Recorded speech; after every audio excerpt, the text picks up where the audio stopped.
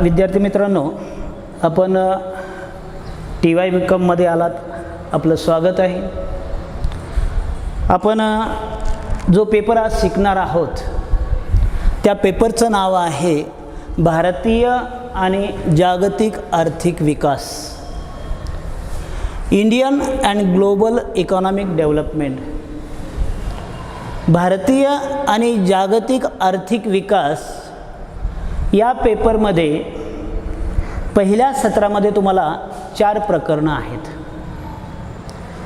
आणि दुसऱ्या सत्रामध्ये तुम्हाला 4 प्रकरणं आहेत। असे एकूण 8 प्रकरणं जी आहेत ही तुम्हाला या दोन्ही सत्रामध्ये आहेत। थोडक्यामध्ये या पेपरविषयी मी थोडंसं तुम्हाला सांगणार आहे। भारत आणि जागतिक अर्थव्यवस्था जी आहे, भारतीय अर्थव्यवस्था ही विकसनशील अर्थव्यवस्था आहे आणि अलीकडे म्हणजे 1991 नंतर जागतिक आर्थिक सुधारणा स्वीकारल्यानंतर आपल्याला भारतीय अर्थव्यवस्थेमध्ये जी काही प्रगती आहे ती प्रगती एक वेगाने होत असलेली आपल्याला दिसून येते आणि म्हणून भारतीय अर्थव्यवस्था ही जागतिक अर्थव्यवस्थेच्या बरोबरीने कार्य करत असताना भारतीय अर्थव्यवस्थेचा विकास आणि जगातल्या अर्थव्यवस्थांचा विकास हा विकास कसा होत चाललेला आहे याची माहिती जी आहे, याची माहिती या एकूण 8 प्रकरणामध्ये दिलेली। मग त्याच्यामध्ये देशातला व्यापार असेल, देशातलं प्रत्येक क्षेत्र असेल, देशामधील इतर घटक असतील, या घटकांची माहिती जी आहे ही भारतातली माहिती जागतिक पातळीवर तुलना करत असताना त्या तुलनेच्या साहाय्याने या माहितीचं विश्लेषण त्या ठिकाणी आपल्याला केलेलं आहे। आणि म्हणून भारत आणि जगातल्या ज्या काय अर्थव्यवस्था आहेत या अर्थव्यवस्थांचा जो विकास आहे तो कसा होत आहे, मग तो राष्ट्रीय उत्पन्नाच्या स्वरूपामध्ये असेल, तो दरडोई उत्पन्नाच्या स्वरूपामध्ये असेल, तो रोजगारीच्या स्वरूपामध्ये असेल, तो लोकसंख्येच्या स्वरूपामध्ये असेल, मग या सगळ्या ज्याला इंडिकेटर्स असं म्हटलेलं आहे, निर्देशांकाच्या स्वरूपाने त्याचं मोजमाप जे आहे ते मोजमाप करण्याचा प्रयत्न केलेला आहे। आणि म्हणून मग भारत हा जगाच्या बरोबर आपला कसा आर्थिक विकास करत आहे हे पाहण्यासाठी आपण आज पहिलं प्रकरण जे आहे, हे पहिलं प्रकरण ज्याला प्रास्ताविक असं म्हटलेलं आहे, ज्याला इंट्रोडक्शन इंग्रजीमध्ये म्हटलं जातं। आता सर्वसाधारणपणे प्रास्ताविकामध्ये किंवा प्रस्तावनेमध्ये आपल्याला असं दिसून येईल की विकास हे मनुष्य जातीपुढील एक आव्हान आहे। विकास हे काय आहे? मनुष्यापुढील आव्हान आहे।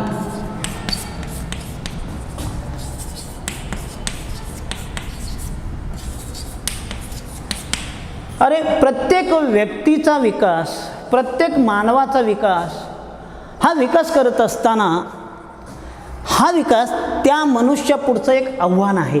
जीवन कसं जगायचं, जीवन जगत असताना येणारी संकटं जी आहे ती संकटं कशी त्या ठिकाणी निवारण करायची, ती निवारण करत असताना त्या संकटावर मात करण्यासाठी सरकारची भूमिका कशी आहे किंवा त्या देशाची भारतीय अर्थव्यवस्थेची भूमिका कशी आहे।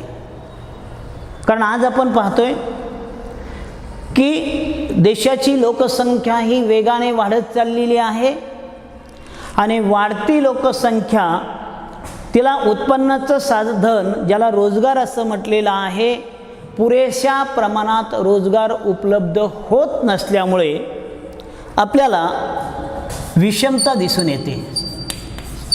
आता ही विषमता जी आहे ही उत्पन्नाच्या साहाय्याने आपल्याला दिसून येते।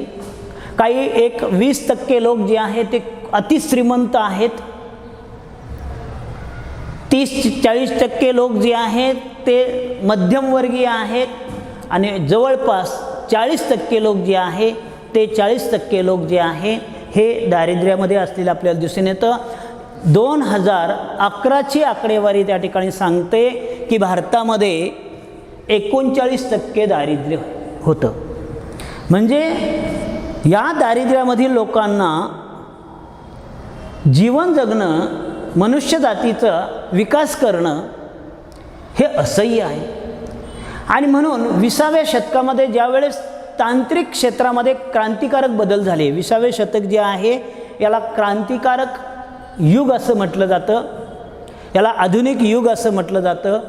त्यावेळेस जगाच्या एकूण लोकसंख्येचा विचार करत असताना या जगाच्या एकूण लोकसंख्येमध्ये 100 कोटीपेक्षा जास्त लोक, म्हणजे 100 कोटीपेक्षा जास्त लोक, या लोकांना $1 इतकं उत्पन्न त्या ठिकाणी मिळत होतं. म्हणजे ते $1 उत्पन्न मिळून आपलं जीवन कंठित होते. म्हणजे एकूण त्यावेळेची ही 1/5 लोकसंख्या आहे. 1/5 लोकांना $1 इतकं उत्पन्न मिळत होतं आणि त्या उत्पन्नामध्ये त्यांचं जीवन जगणं हे किंवा त्यांना जीवन जगावं लागत होतं. हे असह्य आहे. आणि हे असह्य असल्यामुळं प्रामुख्याने विकास हा मनुष्य जातीपुढील आव्हान आहे. आता हे आव्हान जे आहे हे आव्हान प्रामुख्याने प्राध्यापक रॅग्नर नर्स याने त्या ठिकाणी म्हटलेलं आहे की प्रगत देशामध्ये आर्थिक विकास हा गृहीत धरून चालण्याची प्रवृत्ती आढळून येते. प्राध्यापक रॅग्नर नर्स असं म्हणतात की आर्थिक विकास ही प्रगत देशामध्ये गृहीत धरून चालण्याची परिस्थिती आढळून येते किंवा प्रवृत्ती आढळून येते. जणू काही आर्थिक विकास स्वतःची काळजी घेत असतो प्रगत देशामध्ये. म्हणजे प्रगत देशामध्ये रोजगारीचं प्रमाण अधिक आहे. रोजगारीचं प्रमाण अधिक असल्यामुळे उत्पन्नाचं प्रमाण अधिक आहे. उत्पन्नाचं प्रमाण अधिक असल्यामुळे त्यांचं राहणीमान मोठ्या प्रमाणात आहे आणि राहणीमान उच्च असल्यामुळं त्यांचा आर्थिक विकास स्वतःची काळजी घेत असलेलं आपल्याला दिसून येतं. हे विकसित देशांच्या बाबतीमध्ये आपल्याला दिसून येतं. भारताच्या बाबतीमध्ये आपल्याला असं दिसून येतं की भारतामध्ये आर्थिक विकास करायचा असेल तर सरकारची भूमिका अतिशय महत्त्वाची आहे. देशाची भूमिका ही अतिशय महत्त्वाची आहे. कारण जसं मी म्हटलं आत्ता की 2011 साली 39% लोक हे दारिद्र्यामध्ये होते.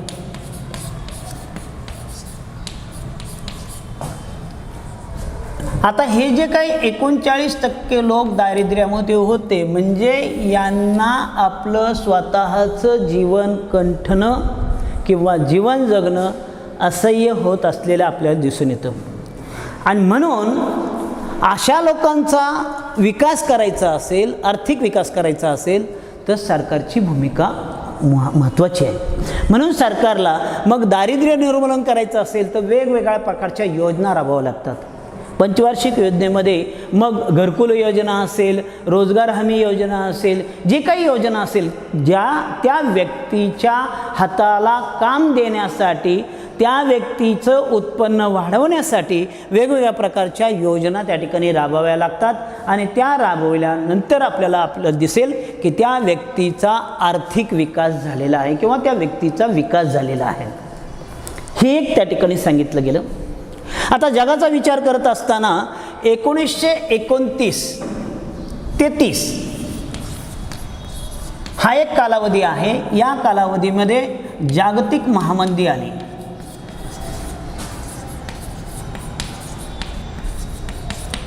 आणि दुसरं 1939चा जो कालावधी आहे इथं दुसरं महायुद्ध झाले.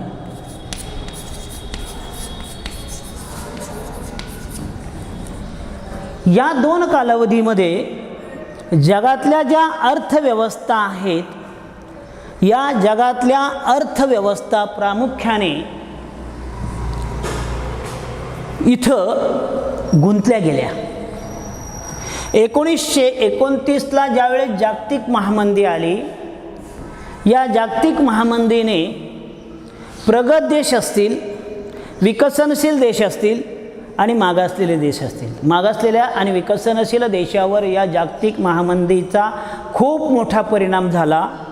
पण प्रगत देशावर सुद्धा त्याचा परिणाम झाला. रोजगारीचं क्षेत्र त्या ठिकाणी घटलं, उद्योग संस्था ज्या आहेत त्या बंद पडत होत्या आणि देशापुढे एक प्रश्न त्या ठिकाणी निर्माण झालेला होता. आणि म्हणून 1936 साली केन्सने the general theory of employment, interest and money हा ग्रंथ लिहिला जागतिक पातळीवर. आणि त्यानंतर महामंदीतून त्या ठिकाणी रोजगार निर्मिती कशी करायची, पहिलं एम्प्लॉयमेंट, रोजगार निर्मिती कशी करायची, त्या रोजगार निर्मितीसाठी हा सिद्धांत मांडला. आणि या सिद्धांतानंतर मग प्रामुख्याने जे काही प्रगत देशामधील बेकारीचं प्रमाण असेल, बेरोजगारीचं प्रमाण असेल, ते प्रमाण हळूहळू कमी झालेलं आपल्याला दिसून येतं. 1929-30ला आलेली जागतिक महामंदी आजही आपल्याला आफ्रिकेतील काही देश असे दिसतात की मागे टी व्हीवर त्या ठिकाणी त्याच्या न्यूज दाखवत होत्या की आफ्रिकेतले काही देश आजही अशा स्थितीमध्ये आहे की जर दुपारी किंवा सकाळी दुकानं उघडल्या तर त्या दुकानामधला माल जो आहे जीवन जगण्यासाठी लोक लुटतात. म्हणजे याचा अर्थ त्या लोकांना आपलं जीवन जगणं असह्य झालेलं आहे, कारण त्यांच्या हाताला रोजगार नाही आहे. आणि म्हणून हा एक 1929-30ची जागतिक महामंदी हिने जगाला त्या ठिकाणी खूप मोठ्या प्रमाणात वेढलं गेलं.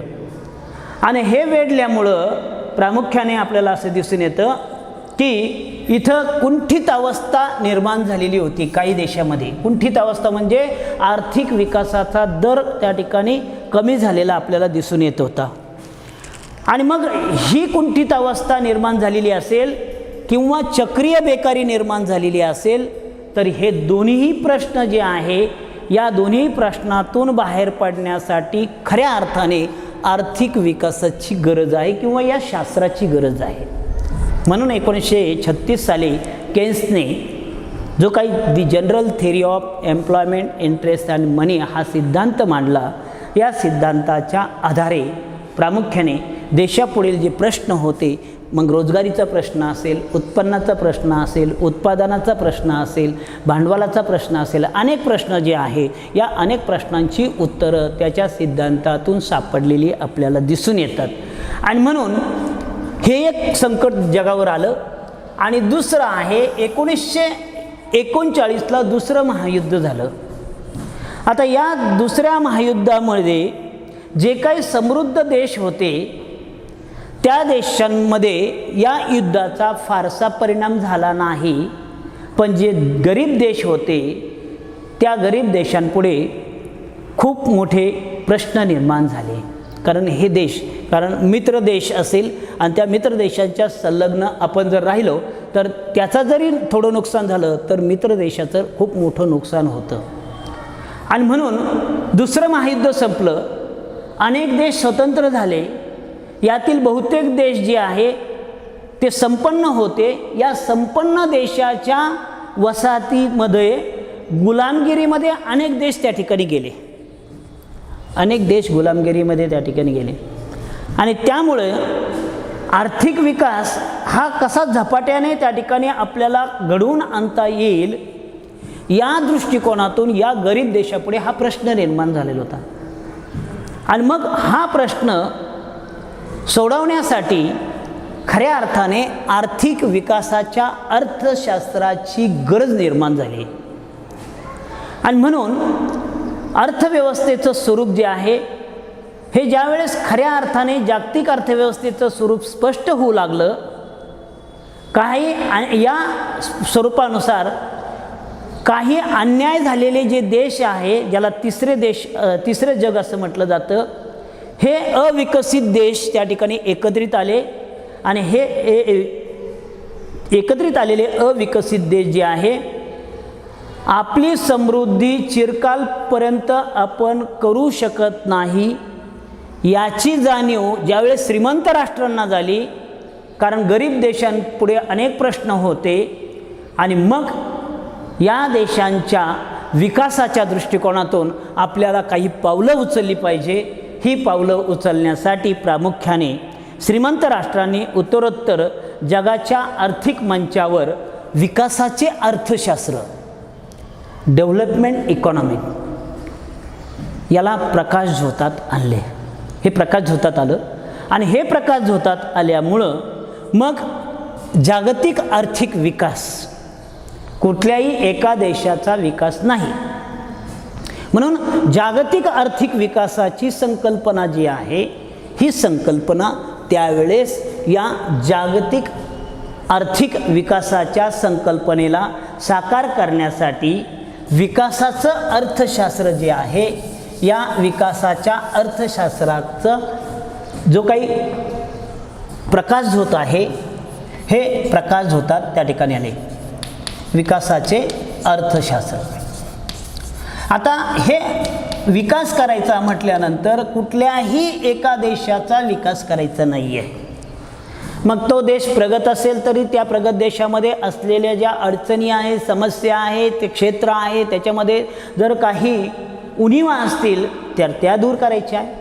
समजा प्रगत देशामध्ये प्रश्न निर्माण होतो की उत्पादन अधिक झालेले पण विक्री कुठं करायची, हा प्रश्न आहे.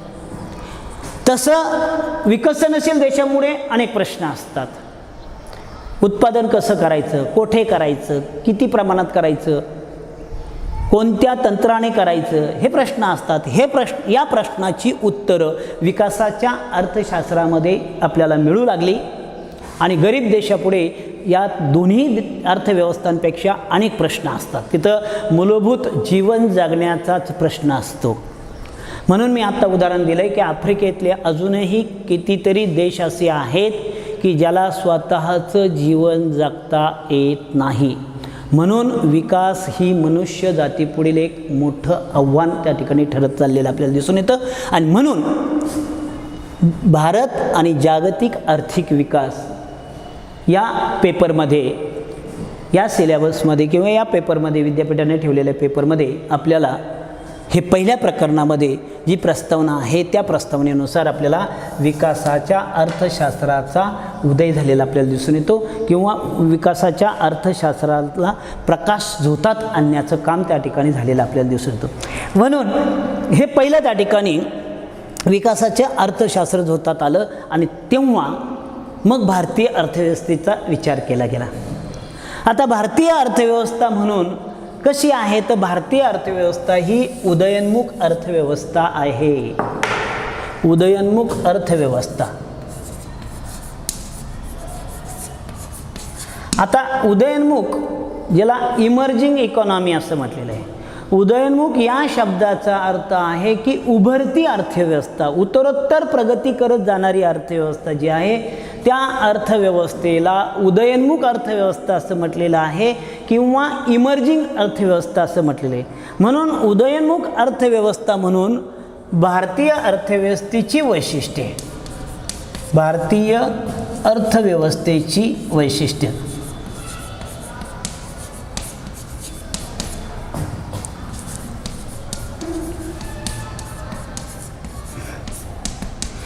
आता ही जी उदयोन्मुख अर्थव्यवस्था जी आहे, उदयोन्मुख अर्थव्यवस्था म्हणून भारतीय अर्थव्यवस्थेची वैशिष्ट्ये त्या ठिकाणी पाहत असताना भारतामध्ये अशी काही क्षेत्र जी आहे, या क्षेत्रामध्ये उत्तरोत्तर प्रगती होत असलेली आपल्याला दिसून येते. आणि मग ही प्रगती त्या ठिकाणी होत असताना प्रामुख्याने उदयोन्मुख अर्थव्यवस्थेमध्ये काही वैशिष्ट्ये आपल्याला त्या ठिकाणी दिसून येतात. तर पहिलं वैशिष्ट्य आहे दुभंगलेली अर्थव्यवस्था. दुभंगलेली अर्थव्यवस्था.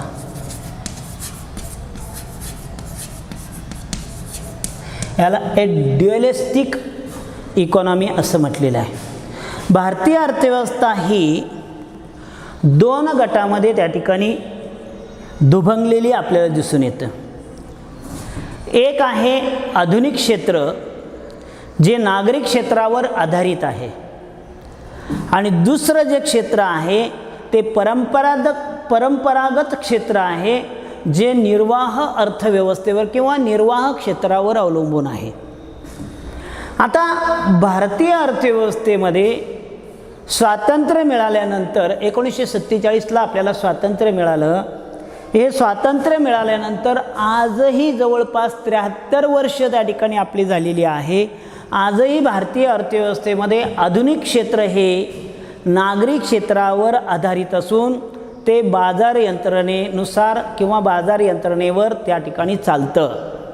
मार्केट मेकॅनिझम त्याला म्हटलेलं आहे नागरिक क्षेत्र.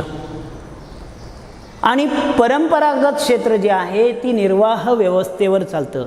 म्हणजे आधुनिक क्षेत्र म्हणजे काय, उद्योग आणि सेवा क्षेत्र. आपल्याला असं दिसून येतं की शहरी भागामध्ये उद्योग आणि सेवा क्षेत्र जे आहे ते वाढत चाललेले आपल्याला दिसून येतं. त्याची उत्तरोत्तर प्रगती होत चाललेली आहे.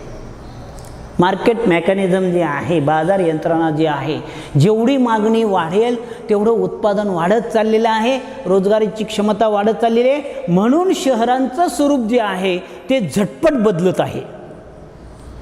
झटपट तिथं त्या ठिकाणी बदल होत असलेले आपल्याला दिसून येतं. म्हणून याला आधुनिक क्षेत्र असं म्हटलेलं आहे. आणि परंपरागत क्षेत्र जे आहे, ज्याला शेती क्षेत्र असं म्हटलेलं आहे, हे शेती क्षेत्र प्रामुख्याने त्याच्यामध्ये बदल व्हायला कितीतरी वर्ष त्या ठिकाणी लागत आहेत. निर्वाह जीवन आहे. आजही आपण पाहतो की जवळपास 40% शेती जी आहे ही बागायत आहे आणि उरलेली 60% शेती ही जिरायत आहे.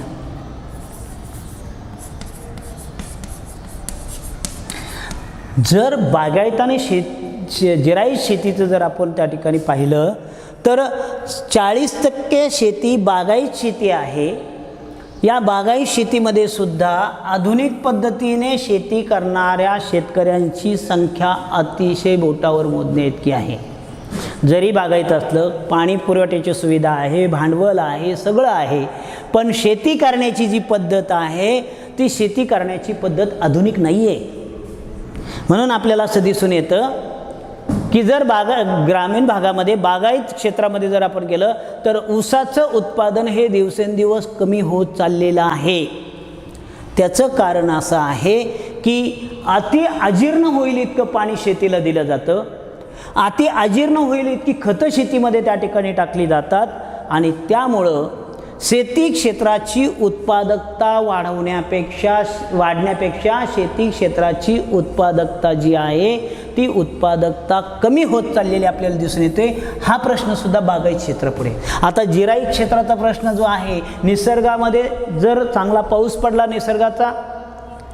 निसर्गाने चांगलं त्या ठिकाणी जर हवामान ठेवलं, रोगराईवर नियंत्रण राहिलं, तर जिरायत क्षेत्रामध्ये पावसामध्ये त्या ठिकाणी पावसाच्या पाण्यावर शेती केली जाते आणि त्यातून पीक घेतलं जातं. त्याच्यामध्ये खूप अशा प्रकारची शक्यता, उत्पादन शक्यता जी आहे ती उत्पादन शक्यता नसते. आणि म्हणून प्रामुख्याने दुभंगलेल्या अर्थव्यवस्थेमध्ये निर्वाह क्षेत्र म्हणून जे म्हटलं गेलेलं आहे, पारंपरिक क्षेत्र जे आहे ते ग्रामीण भागातलं शेती क्षेत्र आहे. आणि अशा प्रकारच्या या क्षेत्रामध्ये जी प्रगती व्हायला पाहिजे, उत्तरोत्तर बदल व्हायला पाहिजे, उत्तरोत्तर त्यांचा विकास व्हायला पाहिजे, त्यांचा विकास प्राथमिक जे आपण आधुनिक क्षेत्र पाहिलं त्या आधुनिक क्षेत्रासारखा त्यांच्यात विकास होत नाही. आणि म्हणून दुभंगलेली अर्थव्यवस्था आहे. एकीकडे शहरं खूप मोठी होत चाललेली आहे, शहरांना जागेचा प्रश्न आहे, शहरांना त्या ठिकाणी प्रामुख्याने पाण्याचा प्रश्न निर्माण होतो, आणि दुसरीकडे ग्रामीण भागामध्ये इतकी जमीन आहे, इतकं त्या ठिकाणी वातावरण आहे, तिथं लोकसंख्या विरळ आहे, आणि शहरी भागामध्ये लोकसंख्येची घनता अधिक असलेली आपल्याला दिसून येते. का तर तिथं कायमस्वरूपीचा रोजगार आहे, शाश्वत रोजगार आहे. शेती क्षेत्रामध्ये शाश्वत रोजगार नाही, आणि म्हणून याला निर्वाह क्षेत्र असं म्हटलेलं आहे. त्यामुळे भारतीय अर्थव्यवस्थेमध्ये कमी उत्पादकता हे त्या क्षेत्राचं वैशिष्ट्य आहे. कमी उत्पादकता जर खूप चांगला पाऊस असेल, खूप चांगलं वातावरण असेल, पण जर रोगराई आली तर हातात आलेलं पीकसुद्धा त्या ठिकाणी हिरावून घेतलं जातं. म्हणजे इथं शाश्वती कमी आहे. पण इथं जरी शाश्वती असली तरी इथं प्रामुख्याने शेतीची उत्पादकता कमी होत चाललेली आहे. त्याचं कारण आहे की ऊस हे पीक, समजा उदाहरणार्थ अहमदनगर जिल्हा आपण जर घेतला तर साखर सम्राट जिल्हा म्हणून सांगितला जातो. या साखर सम्राट जिल्ह्यामध्ये ऊसाचं क्षेत्र सर्वात जास्त आहे आणि ऊसाला लागणारं पाणी हे सर्व पिकांमध्ये सर्वात जास्त आहे. पण किती पाणी द्यावं, किती खतं द्यावी, खत देत असताना खतामध्ये कोणत्या पद्धती वापराव्यात, पाणी देताना पाण्याच्या आधुनिक पद्धती वापराव्यात, याचं ज्ञान शेतकऱ्याला नसल्यामुळं प्रामुख्याने आपल्याला दिसून येतं की बागायत क्षेत्रामध्ये ऊसाच्या उत्पादनामध्ये घट होत चाललेली आहे. म्हणजे कमी उत्पादकता हे त्याचं एक वैशिष्ट्य आपल्याला त्या ठिकाणी दिसून येतं. म्हणून दुभंगलेल्या अर्थव्यवस्थेमध्ये काही गोष्टी त्या ठिकाणी आपल्याला दिसून येतात. एक आहे, पहिली गोष्ट आहे की काही मोठ्या उद्योगांच्या बरोबरीने परंपरागत उद्योगसुद्धा त्या ठिकाणी चालू आहेत. काही मोठे उद्योग आहेत. या मोठ्या उद्योगांच्या बरोबरीने काही परंपरागत उद्योग, निर्वाह उद्योग ज्याला म्हटलेलं आहे किंवा निर्वाहक्षम उद्योग जे आहे हे उद्योगसुद्धा चालू असलेले आपल्याला दिसून. उदाहरणार्थ समजा कापड उद्योग आहे. आधुनिक पातळीवर जर आपण घेतलं, रेमंड सारखा असेल किंवा अजून CRM सारखा असेल तर मोठमोठे उद्योग आहेत जिथं ॲटोमायझेशन झालेलं आहे. पण त्याचबरोबरीमध्ये आपण भिवंडीच्या परिसरामध्ये गेलं तर तिथं छोटे छोटे कारखाने आहेत. ती परंपरागत आहे. हातमाग तयार करतात, त्याच्यावर कापड तयार करतात आणि अशा प्रकारचं एकीकडे रेमंडसारखं कापड आणि दुसरीकडे त्या ठिकाणी हातमागातून झालेलं कापड, म्हणजे आपल्याला दोन्ही एक निर्वाह, जीवन जगण्यासाठी त्या ठिकाणी चाललेली धडपड आहे आणि एकीकडे उत्पादकतेमध्ये होणारी वाढ आपल्याला दिसून येतं. हे एक वैशिष्ट्य किंवा हे एक गोष्ट त्या ठिकाणी आपल्याला आढळून येते या दुभंगलेल्या अर्थव्यवस्थेमध्ये. दुसरी गोष्ट आढळून येते की उद्योग क्षेत्र हे संघटित आहे आणि शेती क्षेत्र हे असंघटित आहे. उद्योग संस्थेमध्ये, उद्योगामध्ये संघटना आहेत. म्हणजे कामगारांची संघटना आहे, मालकाची संघटना आहे, ट्रान्सपोर्टेशन असेल तर वाहतुकीची संघटना आहे, सगळ्याच्या संघटना आहे, बँक युनियन आहे. हे आधुनिक क्षेत्रामध्ये आपल्याला दिसून येतं.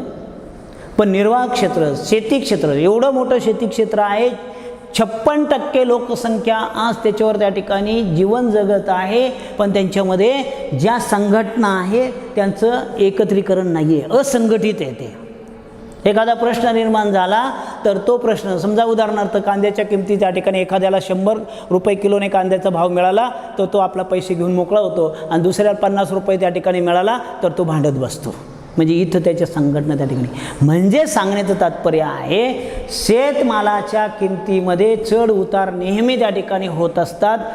औद्योगिक मालाच्या किमतीमध्ये किंवा औद्योगिक मालाच्या किमतीत चढ उतार फार कमी प्रमाणात होतात. उतार होतच नाही, उलटे भाव चढत असलेले आपल्याला दिसून येतात.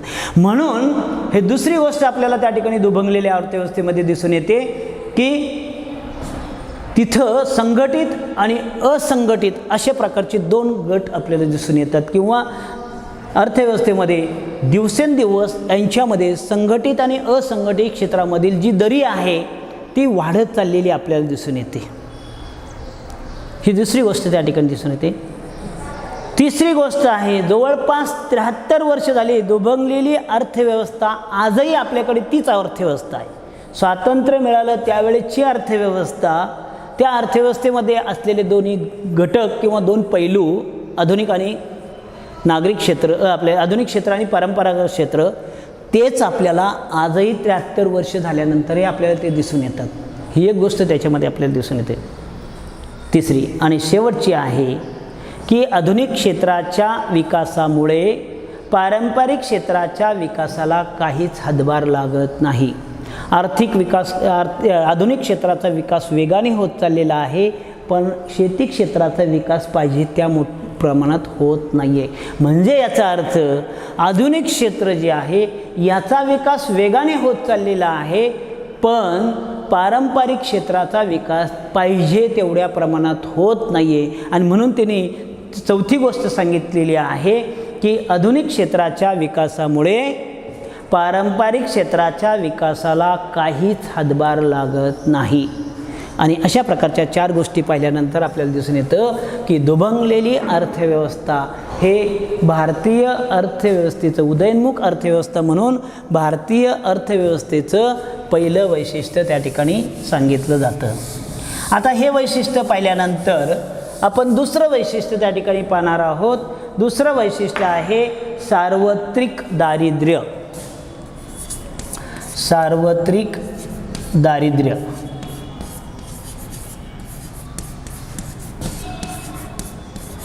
वाईड स्प्रेड पॉवर्टी त्याला म्हटलेलं आहे. Wide spread poverty. आता आपल्याला सर्व क्षेत्रामध्ये कमी जास्त प्रमाणामध्ये आपल्याला दारिद्र्य जे आहे ते दारिद्र्य त्या ठिकाणी दिसून येतं. आता दारिद्र्य कोणाला म्हणावं? दारिद्र्याची व्याख्या किंवा गरिबीची व्याख्या करताना त्या ठिकाणी अमर्त्य सेनने असं म्हटलेलं आहे की गरिबीबद्दल दृष्टिकोन वेगवेगळ्या शब्दामध्ये त्यांनी मांडलेले आहेत. त्यांच्या म्हणण्यानुसार एखाद्या व्यक्तीला त्याने जोपासलेल्या मूल्याप्रमाणे जीवन जगता न येणे म्हणजे गरिबी होय किंवा दारिद्र्य होय.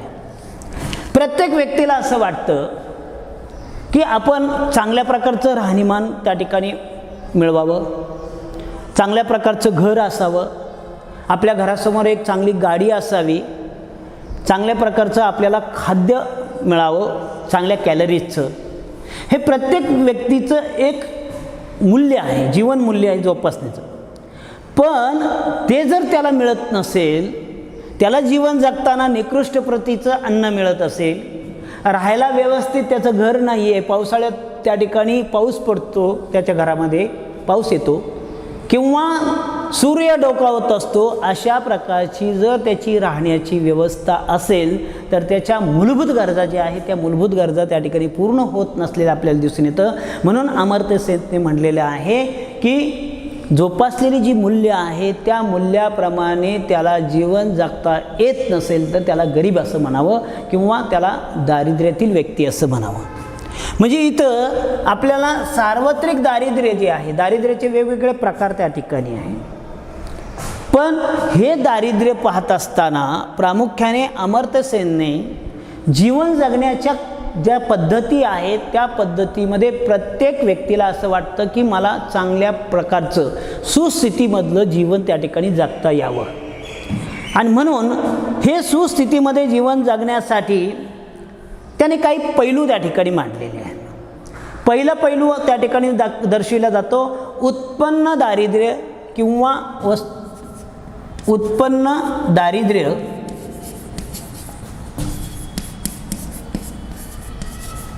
किंवा वस्तुवंचितता.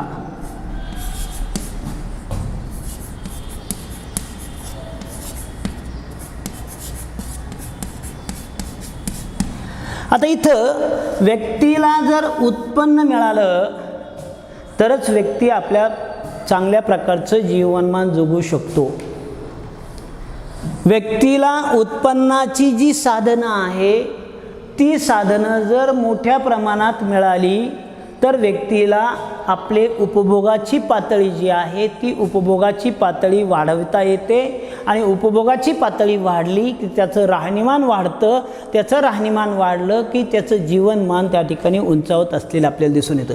पण आज आपल्याला उत्पन्नामुळे अनेक लोक दारिद्र्यामध्ये त्या ठिकाणी राहिलेले आपल्याला दिसून येतं. उत्पन्नच नाही आहे.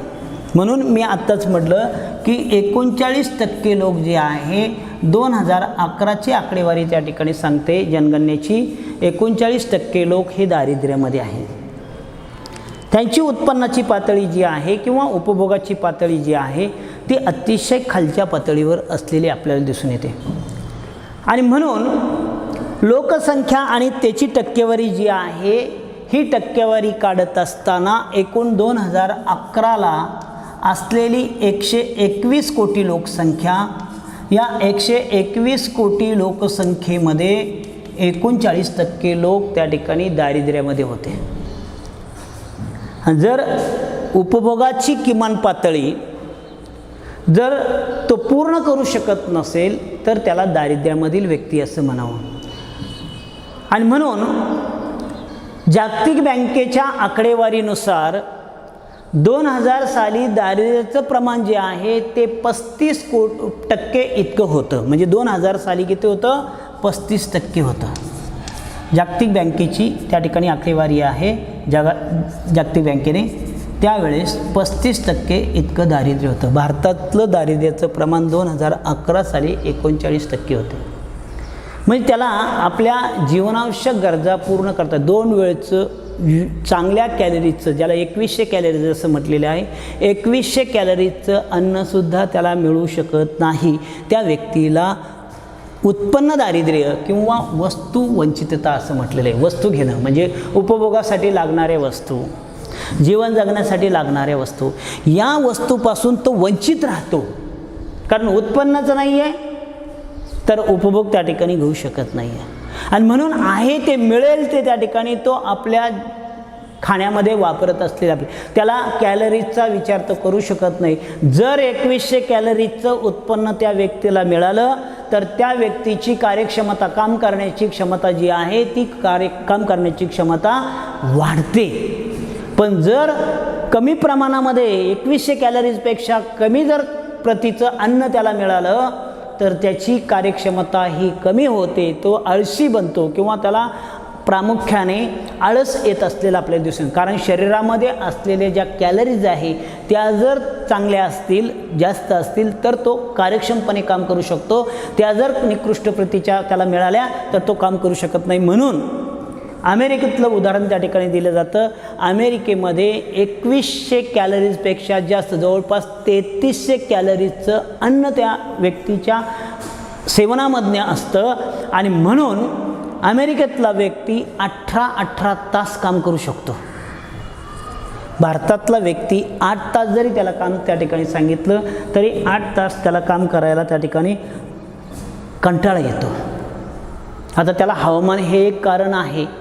कारण अमेरिकेमध्ये थंड शीतकटिबंधीय तो प्रदेश आहे, भारतामध्ये उष्णकटिबंधीय प्रदेश आहे. शेवटी घाम आला की त्या ठिकाणी आपोआप आळस येतो.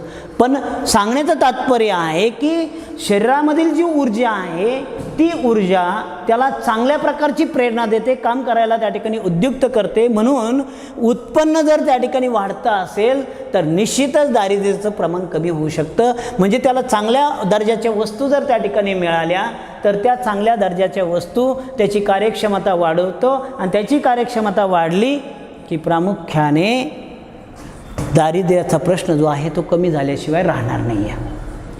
म्हणून इथं सार्वत्रिक दारिद्र्य हे उदयोन्मुख भारतीय अर्थव्यवस्थेचं एक दुसरं वैशिष्ट्य त्या ठिकाणी सांगितलं जातं. त्या वैशिष्ट्यामधला पहिला मुद्दा आहे उत्पन्न दारिद्र्य. अनेक लोकांचं उत्पन्न विषमता आहे आणि ही उत्पन्न विषमता आपल्याला त्या ठिकाणी दिसून येते.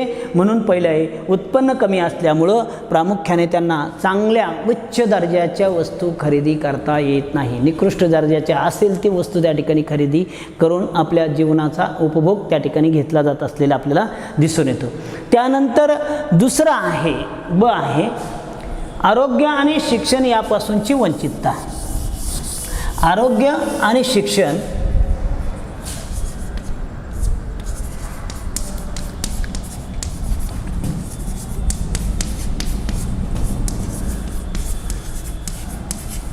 यापासूनची वंचितता.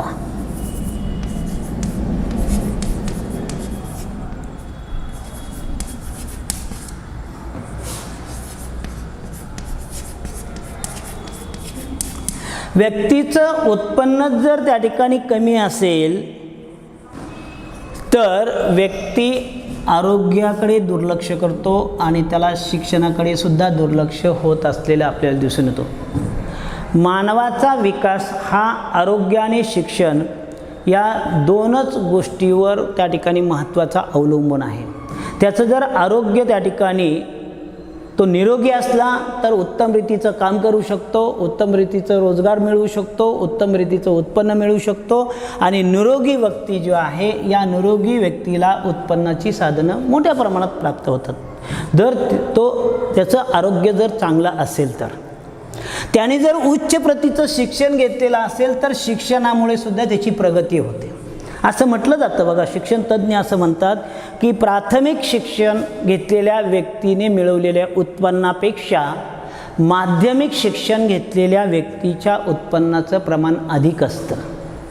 माध्यमिक शिक्षण घेतलेल्या व्यक्तीपेक्षा जे काही पदवी प्राप्त केलेले व्यक्ती असेल त्याचं उत्पन्न अधिक असतं. पदव्युत्तर व्यक्तीचं उत्पन्न अधिक असतं. पदव्युत्तर डबल पदव्युत्तर असेल तर त्याचं उत्पन्न अधिक असतं. म्हणजे शिक्षणावर उत्पन्नाची संकल्पना अवलंबून आहे. जेवढं चांगल्या प्रकारचं शिक्षण त्याला मिळालेलं असेल तेवढं त्याला उत्पन्न कसं मिळवावं याचं ज्ञान येतं. आणि म्हणून मानवी विकासात आरोग्य आणि शिक्षण या दोन गोष्टींना त्याचा महत्त्व दिलं जातं किंवा महत्त्वाचा वाटा आहे. या दोन गोष्टीमुळे दारिद्र्य आणि वस्तू दारिद्र्यावर मात करण्यास मदत होते. जे आपण पाहिलं उत्पन्न दारिद्र्य असेल आणि वस्तू दारिद्र्य असेल तर या दोन्ही घटकावर मात करायला आपल्याला त्या ठिकाणी शिक्षण आणि आरोग्य हे दोन त्या ठिकाणी आपल्याला गोष्टी ज्या आहे त्या मात करू शकतात. त्याचबरोबर शिक्षणामुळे प्रामुख्याने साक्षरता वाढली म्हणजे त्याचा जीवनमानाचा दर्जा उंचावतो, त्याच्या राहणीमानाचा दर्जा त्या ठिकाणी उंचावतो. कारण त्याला उत्पन्न कसं मिळवावं याचं ज्ञान त्या शिक्षणाने दिलेलं असतं. शिक्षण घेऊन त्या ठिकाणी तो चांगल्या प्रकारचं उत्पन्न मिळवू शकतो आणि चांगल्या प्रकारचं उत्पन्न मिळत असताना तो आपलं आरोग्य सांभाळण्याचा प्रयत्न करतो. म्हणजे जास्तीत जास्त आपल्याला कसं जगता येईल म्हणजे याला आयुर्मर्यादा असं म्हटलेलं आहे. या आयुर्मर्यादेचा विचार त्या ठिकाणी करत असतो. म्हणून जागतिक पातळीवर आरोग्याचं मोजमाप आयुर्मर्यादेच्या निर्देशांकाच्या आधारे केलं जातं आणि शिक्षणाचं मोजमाप जे आहे साक्षरतेचा निर्देशांक. आता साक्षरतेची व्याख्या म्हटलं की ज्याला पूर्वी म्हटलं जायचं की ज्याला लिहिता आणि वाचता येतं त्याला साक्षर असं म्हटलेलं आहे. पण अलीकडे या व्याख्यांमध्ये बदल झालेला आहे. कारण 21व्या शतकामध्ये जे तंत्रज्ञानाचं युग आलं त्याला कॉम्प्युटर युग असं म्हटलेलं आहे, टेक्निकल युग असं म्हटलेलं आहे. या युगामध्ये शिक्षणाची जी व्याख्या आहे ती व्याख्यासुद्धा त्या ठिकाणी बदलली. ज्याला लिहिता वाचता आणि संगणकाचं ज्ञान आहे अशा व्यक्तीला आता साक्षर म्हटलं गेलेलं आहे. म्हणजे साक्षर होण्यासाठी त्याला कमीत कमी आता संगणकाचं ज्ञान असणं गरजेचं आहे. त्यामुळं तो आपलं जीवन जे आहे ते चांगल्या प्रकारचं जगू शकतो. म्हणून शिक्षणाच्या बाबतीत निर्देशांक म्हटला तर तो साक्षरतेचा आहे आणि आरोग्याच्या बाबतीत म्हटलं तर तो तिथं आयुर्मर्यादेचं म्हटले. म्हणून पाश्चात्य देशामध्ये अमेरिकेमध्ये आपल्याला जी आयुर्मर्यादा आहे ती आयुर्मर्यादा 80 ते 85 वर्षापर्यंत आहे. म्हणजे सरासरी त्याने काढलेली आहे. अमेरिकेतला व्यक्ती 80 ते 85 वर्ष जगू शकतो. कशामुळं की त्याला चांगलं उत्पन्न आहे, त्याला चांगलं त्या ठिकाणी वस्तू उत्तम दर्जाच्या वस्तू मिळतात. म्हणून मी म्हटलं की अमेरिकेमध्ये 2100 कॅलरीजच्या पुढचं 3300 कॅलरीपर्यंतचं अन्न त्यांच्या सेवनामध्ये आहे.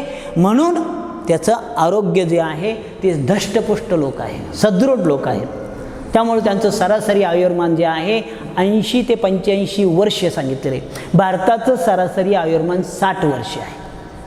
मग भारतामध्ये आज आपल्याला पाहायला मिळतं बघा की आपण जे अन्न खातो त्या अन्नामध्ये समजा उदाहरणार्थ केळी आहे. ही केळी जी आहे फळ म्हणून आपण, कारण फळ हे शरीराला पौष्टिक त्याच्यातले जे घटक आहेत ते घटक पुरवण्याचं काम करतं. पण भारतामध्ये आपल्याला असं दिसून येतं की मागणी ही इतक्या वेगाने वाढते तेवढ्या प्रमाणात उत्पादन वाढत नाही. आणि म्हणून केळी पिकवण्याचं जे तंत्र आहे कार्पेट वापरलं जातं किंवा वेगवेगळ्या प्रकारचे AC मधली केळी पिकवली जाते आणि ही केळी शरीराला पौष्टिक नसून ही केळी आपल्याला बाधते, केळी खाल्ल्यामुळं सर्दी होते, केळी खाल्ल्यामुळं आजारी पडतो. म्हणजे फळ हे आजारी पडण्याचं साधन नाही आहे, पण ती पिकवली जशी नैसर्गिक ती पिकली पाहिजे तशी पिकवली जात नाही. आणि म्हणून आपल्या आरोग्याचं प्रमाण जे आहे, भारतामध्ये रोग्यांचं प्रमाण अधिक असलेलं आपलं, कुठलाही रोग आला की भारतामध्ये तो खूप वेगाने पसरतो. आजही आपण पाहतोय बघा, कोविडसारखा त्या ठिकाणी जो रोग आहे तो भारतामध्ये वेगाने पसरू लागलेला आहे. इम्युनिटी पॉवर ज्याला म्हटलेलं आहे, प्रतिकारशक्ती जी आहे, ही प्रतिकारशक्ती आपली त्या ठिकाणी कमी असल्यामुळं आपण त्या रोगाला बळी पडतो. आणि रोगाला बळी पडलं तर आपलं जीवन हे म्हणजे आपली आयुर्मर्यादा ही कमी होते. म्हणून आपल्याला आजही असं दिसतं बघा की 20, 21, 22 वर्षाच्या मुलाला हार्ट अटॅक आलेला आहे. वैद्यकीय क्षेत्रामध्ये त्या ठिकाणी सांगितलं जातं की 40 वर्षानंतरच ह्या गोष्टी घडायला पाहिजे. 40 वर्षानंतरच क्रॉनिक डिसीज ज्याला म्हटलेलं आहे, क्रॉनिक डिसीज म्हणजे समजा शुगर होणं. आज आपल्याला जन्मलेल्या बाळालासुद्धा शुगर झालेली आपल्याला दिसून येतं. याचं कारण एक आहे की आपण जे अन्न खातो ते सगळं केमिकल फूड आहे, रासायनिक ते सगळे त्या ठिकाणी घटक आहेत. आणि ते आपल्या शरीरामध्ये गेल्यामुळं आपली आयुर्मर्यादा जी आहे ती आयुर्मर्यादा त्या ठिकाणी वाढू शकत नाही आहे. म्हणजे चांगल्या प्रकारचं उदाहरणच म्हणून द्यायचं जर ठरलं तर अमेरिकेमध्ये बाहेरच्या देशातून आलेली जी काही फळं आहे त्याचं नॅशनल लॅबोरेटरीमध्ये, म्हणजे सरकारच्या ज्या काही लॅबोरेटरीज आहेत त्याच्यामध्ये त्याची तपासणी केली जाते की याच्यावर फवारलेलं जे काही पेस्टिसाइड्स आहे ते पेस्टिसाइड्स त्या ठिकाणी किती टक्के आहे, ते फळ आपल्याला खाण्यायोग्य आहे का. जर ते मानवाच्या शरीराला अपायकारक करणारं त्या ठिकाणी फळ असेल तर आलेली कंटेनर जशीच्या तशी त्या ठिकाणी पाठवली जाते. भारतामध्ये कुठल्याही प्रकारचं फळं जी आहे याचं ॲनालिसिस होत नाही, लॅबोरेटरीमध्ये तपासणी होत नाही. जसा माल त्या ठिकाणी शेतकऱ्यातून त्या ठिकाणी व्यापारी घेतात, व्यापारी लगेच त्याच्यावर प्रक्रिया करतात आणि तोच माल बाजारामध्ये येतो आणि तोच माल आपण त्या ठिकाणी खातो. आणि त्या खाण्यामुळे आपलं जे काही आयुर्मान आहे ते आपलं घटत चाललेलं आपल्याला दिसून येतं. म्हणजे सांगण्यात तात्पर्य आहे की आरोग्याची काळजी त्या ठिकाणी महत्त्वाची, ती घेणं महत्त्वाची आहे. म्हणून अशा प्रकारचं आपलं दुसरा मुद्दा ते आहे. हा दुसरा मुद्दा त्या ठिकाणी आरोग्य आणि शिक्षण यापासूनची वंचितता. म्हणजे भारतामध्ये आरोग्याच्या बाबतीमध्ये त्या ठिकाणी उत्पन्न कमी आहे, म्हणून निरोगी राहणाऱ्या लोकांचं प्रमाण कमी आहे. म्हणजे जास्तीत जास्त लोक रोगाला बळी पडतात. आणि दुसरं आहे शिक्षण घेणाऱ्या व्यक्तींची संख्या, ही उच्च शिक्षण घेणाऱ्या व्यक्तींची संख्या म्हणा किंवा प्राथमिक शिक्षण घेणाऱ्या व्यक्तींची संख्या. कारण उत्पन्न, कुटुंबामध्ये उत्पन्नाचं साधन म्हणून मुलाकडे पाहिलं जातं. आणि म्हणून ग्रामीण भागामध्ये आपल्याला शाळाबाह्य मुलं शोधून त्या ठिकाणी शाळेमध्ये आणावी लागत आहे. सरकार उपाययोजना करत आहे. म्हणजे सांगण्याचं तात्पर्य त्या ठिकाणी आहे की आरोग्य आणि शिक्षण या दोन गोष्टी ज्या आहेत, या दोन गोष्टीमुळे सुद्धा आपल्याला त्या ठिकाणी प्रामुख्याने व्यक्ती दारिद्र्यामध्ये जात असलेला आपल्याला दिसून येतो. आपण सार्वत्रिक दारिद्र्यामध्ये हे दोन मुद्दे पाहिलेले आहेत. राहिलेले पैलू जे आहे ते आपण पुढच्या तासाला त्या ठिकाणी पाहूया.